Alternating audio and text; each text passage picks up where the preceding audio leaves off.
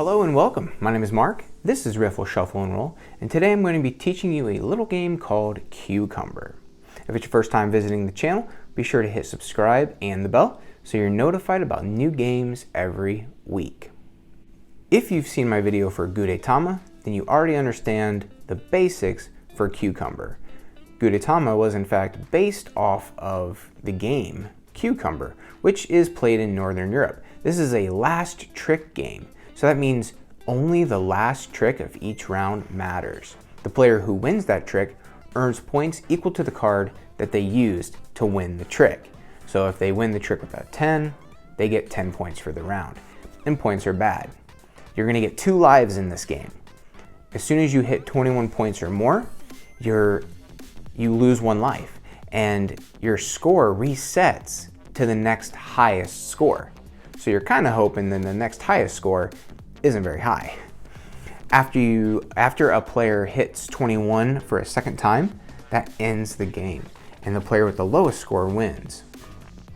We're going to go ahead and dive into how to play, and after, we're going to come back and I'm just going to talk about my thoughts on the game a little bit. So let's dive in. In order to play Cucumber, you just need a 52 card deck and a way to keep score. You're going to play with all 4 suits, and in this game, 2s are low and aces are high.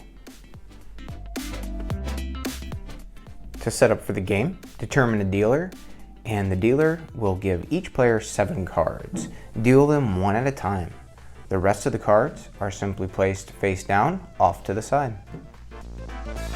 Play begins with the player seated left of the dealer. We're going to play that the dealer is here at the bottom of the screen, so the player on the left side of the screen will go first.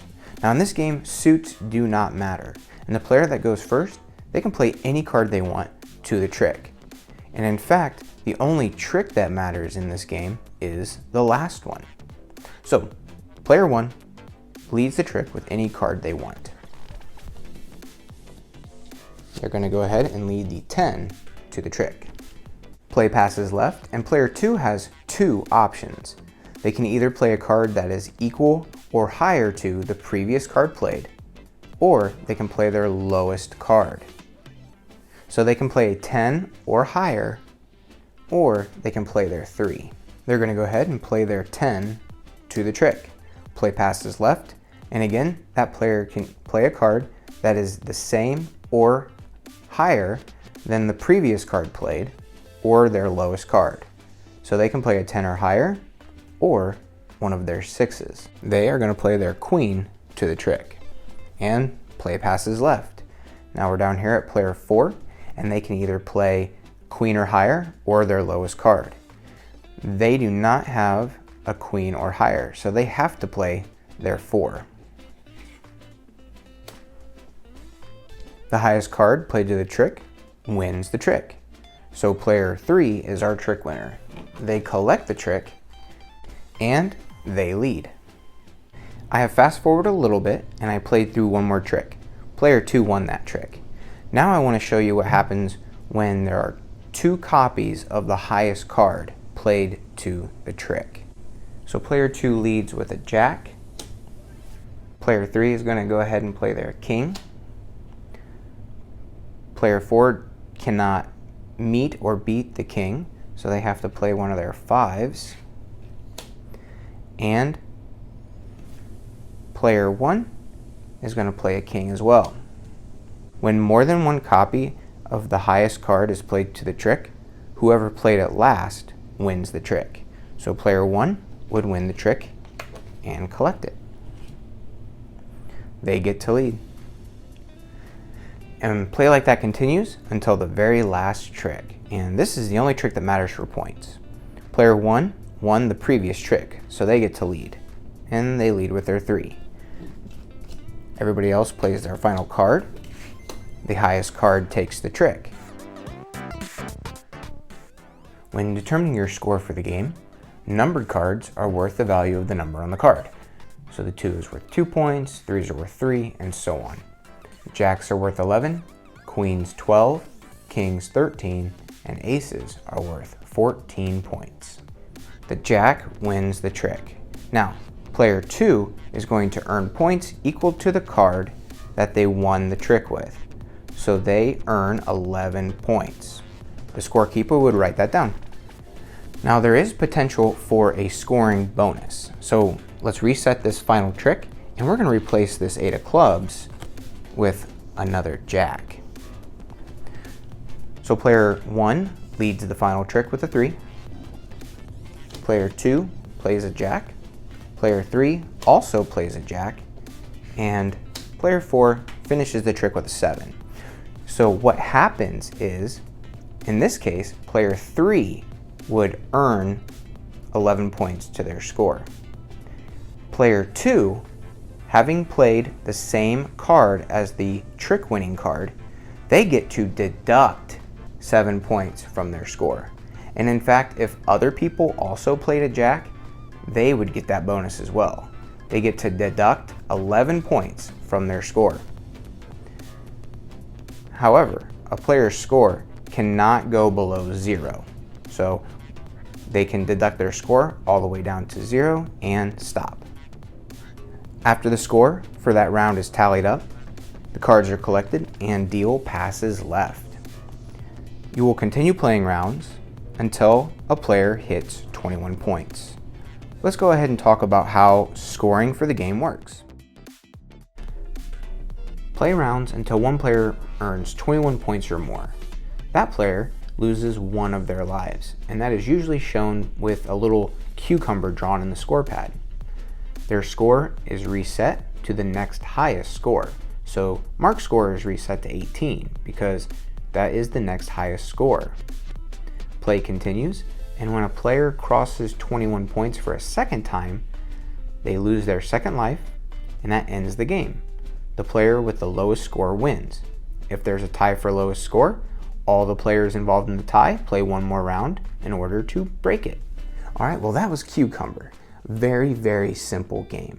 And I think amongst people who are really into more challenging trick takers or trick takers that take a lot of skill, Cucumber is not really a winner because there is a lot of luck, a lot of randomness.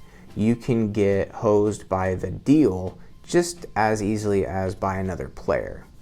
And I think, especially with Gudetama, the card art is what really kills that game. But if I had to pick between the two, I would play Gudetama. I think the deck distribution is more balanced, and there are a couple special powers with the 1 and the 14. And I think that makes Gudetama a better game.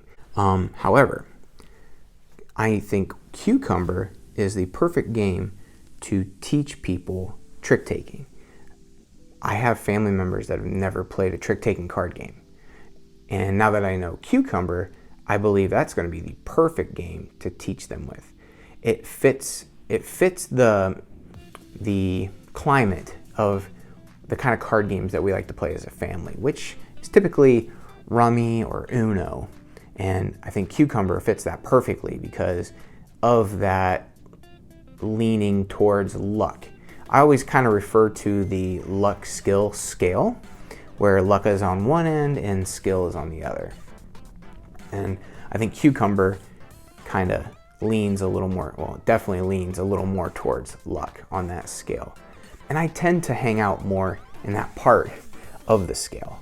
I always like when there's just a little bit of chaos to kind of equalize people's chances of winning. I love games where a novice has a decent chance of winning the game, especially someone who's experienced but maybe not super great.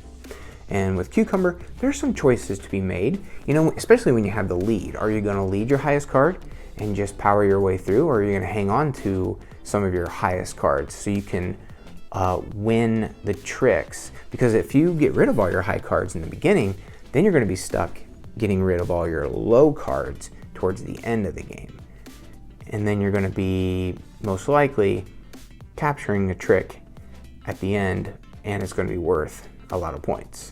So there's a little bit of strategy, some tactical decision making, but overall it really does depend on the deal. And I think that's pretty cool. So if you're looking for a trick taker that is just kind of fun a little chaotic, more luck-based, and perhaps a great game to teach other people how to play trick-taking games. I think Cucumber is the way to go.